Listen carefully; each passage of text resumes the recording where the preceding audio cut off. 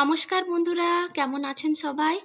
আমি আর আমার পুজো সোনা অনেক ভালো আছি। না, পুজো সোনা আজকে মুখটা আজকে একটু বেজার আছে, কারণ পুজো সোনাকে আজকে দুজন এসেছিলেন। ওর একটা মামা আর একটা মিমি এসে ব্লাড নিয়ে গেছে।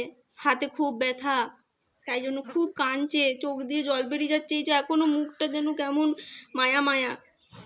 তো ডক্টরে ওকে একটা রিপোর্ট করাতে বলেছিল যে 1 মাস পর একটা ব্লাড রিপোর্ট করাতে, একটা নয় দুটো।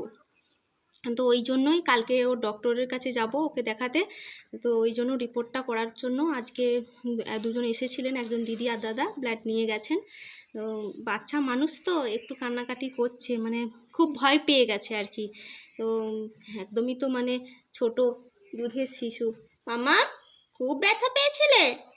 হ্যাঁ, কি হলো? অত ভয় করতে হবে না, কিচ্ছু হবে না। এই তো মামা মারছে।